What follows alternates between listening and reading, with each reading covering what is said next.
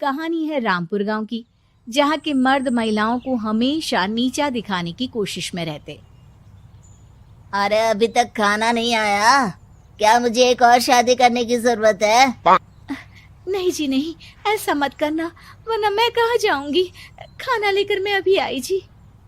गांव की पंचायत में भी फैसले हमेशा औरतों के खिलाफ ही रहते। मैं जो फैसला सुनाता हूँ वो भगवान की आज्ञा होती है। इस लड़के ने अपने मन से शादी करके अच्छा नहीं किया। लड़के को घर भेज दो और इसकी शादी इसकी जाति की किसी लड़के से करवा दो, लेकिन ये लड़की, इसे तो गांव के बाहर निकाल दो। नहीं नहीं जमींदार साहब, ये क्या बोल रहे हैं? ऐसा नहीं हो सकता। मेरी बेटी मासूम है, इसे अच्छे बुरे की समझ नहीं है। अरे कहाँ जाएगी ये बेचारी? कहाँ जाएगी? इतनी चिंता है तो पूरे परिवार का गांव निकाला कर देते हैं। बेचारे पूरे बसे बसाए परिवार को गांव छोड़ना पड़ता है। चाहे जो हो, अगर बेटियों को कंट्रोल नहीं कर सकते तो गांव में रहने का कोई मतलब नहीं है। यहाँ औरतों को दब कर रहना होगा। कोई भी अपने हिसाब से कुछ नहीं कर सकता, सब ईश्वर की मर्जी से ही होगा। तभी गांव का एक आदमी दौड़ा दौड़ा आता है।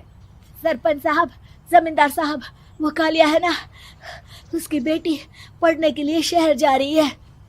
अच्छा, ये कब हो गया? और कालिया की हिम्मत कैसे हो गई ऐसा करने की? लेकर आओ उसे और उसकी बेटी को। बस फिर क्या था, हाजिर हो जाते हैं कालिया और उसकी बेटी सरपंच के सामने। अरे कालिया, ये क्या सुनने में आ रहा है? बेटी को इंजीनियर बना रहा है तू? और ये बता, गांव में तो स्कूल नहीं है, फिर कहां से इतनी क्लास पास कर गई तेरी बेटी? राधा, जो कि कालिया की बेटी है, उसे लगता है कि सरपंच उसकी तारीफ कर रहे हैं। सरपंच जी, मैंने ऑनलाइन पढ़ाई की है, डिस्टेंस लर्निंग से।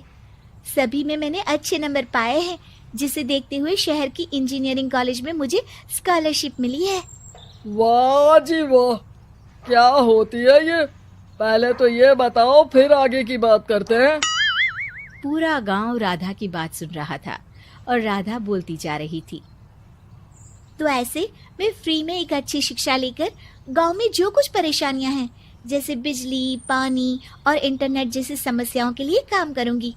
मैं गांव को शहर से जोड़ने के लिए पुल का निर्माण करवाने का प्रस्ताव रखूंगी। मुझे पूरी उम्मीद है कि जल्द ही हमारा गांव भी तरक्की की राह पर चल पड़ेगा। राधा की बात सुनकर सारे गांव वाले ताली बजाने लगते हैं। सरपंच को समझ नहीं आता कि वो क्या करे। चुप रह नादान लड़की, गांव के खिलाफ जाने के लिए तुझे गांव से बेदखल कर दिया जाएगा, वो भी पूरे परिवार के साथ। और हाँ, अगर ठीक से गांव में रहना चाहती है तो ये पढ़ाई लिखाई छोड़ दे। हम तेरे लिए गांव का कोई होनहार लड़का देखेंगे। तभी गांव का एक आदमी बोल पड़ता है। अरे नहीं नहीं सरपंच जी, राधा बिटिया जो बता रही है, अगर वैसा हो जाए तो हम लोगों को पैसा कमाने के लिए बाहर नहीं जाना पड़ेगा। हाँ जी, और ना ही कोसों दूर पानी के लिए भटकना पड़ेगा। हमारे बच्चे भी अच्छी पढ़ाई कर सकेंगे और आगे बढ़ेंगे, ना कि हमारी तरह खेती करते बैठेंगे। क्यों गांव वालों, राधा बिटिया का साथ देना चाहिए ना। सरपंच देखता है कि गांव राधा के साथ है तो वो चुप हो जाता है। वो घर आकर अपने सलाहकार से बात करता है, जो बहुत ही चालाक किस्म का इंसान होता है। अरे सरपंच साहब, आपको बहुत ही होशियारी से काम लेना पड़ेगा। एक बार गांव तरक्की कर गया, यहाँ के बालक पढ़ लिए तो कोई ना पूछेगा आपको। और फिर ये जो बेटा और बेटी है ना आपके, इनको भी आम लोगों की तरह ही जीवन जीना होगा। हाँ, लेकिन करे तो क्या करे? वो ना आप मुझ पर छोड़ दीजिए, बस मैं जैसा बोलूं करते जाइए। अगले रोज सुबह जब गांव वाले सोकर उठते हैं तो राधा के घर के बाहर और साथ ही वो लोग जिन्होंने राधा का सपोर्ट किया था, उनके घर के आगे लाल रंग से कल आऊंगी लिखा होता है। कल आऊंगी, यह क्या होता है? अरे यह तो खून से लिखा है, लगता है कोई भूत प्रेत या चुड़ैल का साया है। चलो सरपंच जी के पास चलते हैं। सभी सरपंच के पास जाकर उसे सारी बात बताते हैं। अरे ये तो बड़ी मुश्किल की बात है। चलो मैं एक बाबा को जानता हूँ, उन्हें बुला लेता हूँ। सरपंच बाबा को लेकर गांव के घर के बाहर जाता है। ओहो, तो ये वो चुड़ैल है जो उन लोगों को निशाना बनाते हैं जो गांव को बदलने का सपना देखते हैं। वो गांव को ऐसे ही संपन्न देखना चाहती है, वो नहीं चाहती कि कोई बाहरी यहाँ का कायाकल्प करे। क्या तुम लोगों में से किसी ने गांव को बदलने की सोच रखी है? तभी राधा की माँ रोते रोते आती है। मेरी राधा घर से गायब हो गई है। अरे कोई तो बचाओ, मेरी बच्ची कहाँ गई?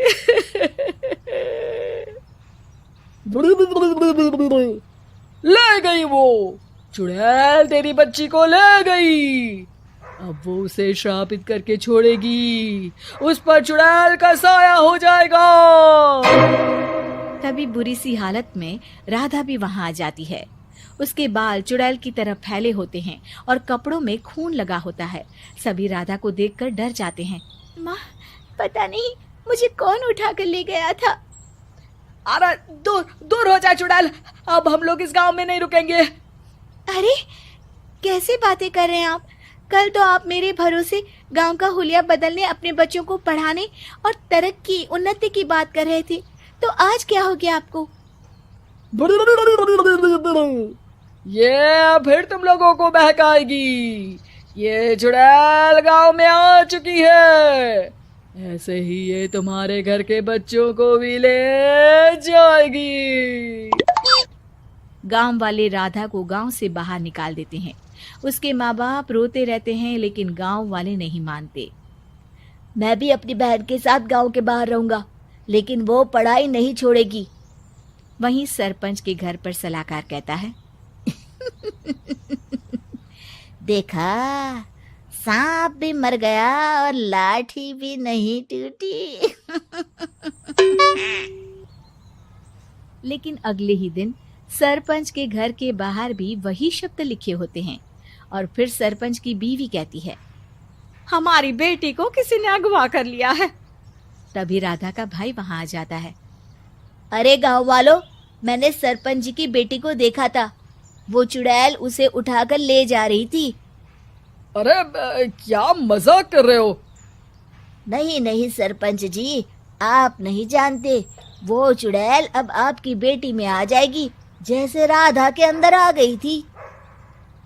तभी सरपंच की बेटी वैसी ही हालत में वहां आती है जैसे राधा आई थी। पापा, पता नहीं कैसे मैं गायब हो गई थी। चुड़ैल, इसके अंदर भी चुड़ैल का साया है, मारो इसे। अरे नहीं नहीं, इसे भी राधा के पास गांव के बाहर ही भेज दो। अरे चुप रहो, मेरी बेटी कहीं नहीं जाएगी और चुड़ैल वुड़ैल कुछ नहीं होता है। अरे कैसे बात कर रहे हो सरपंच जी? आप तो बोल रहे थे कि आपका फैसला भगवान का ज्ञान होता है, तो अपने पर बात आई तो अब आप ऐसे बोल रहे हैं। अरे ना ना ना, आपको अपनी बेटी को त्यागना ही होगा। अरे बुलाओ बाबा को। राधा का भाई बाबा को ले आता है, जिसे अब गांव वालों के डर के कारण सच बोलना पड़ता है। मैं कोई बाबा नहीं हूँ, मैं तो मोची था। ये सलाहकार महोदय ने मुझे कहा था एक्टिंग करने को। अब वो मुझे पैसे देने वाले हैं। अब मुझे माफ कर दो। गलती हो गई, मुझे माफ कर दो। तभी वहां राधा आ जाती है। देखा सरपंच जी, जब गांव के बच्चे साक्षर होंगे तो आप जैसे लोगों की चालाकी नहीं चलेगी।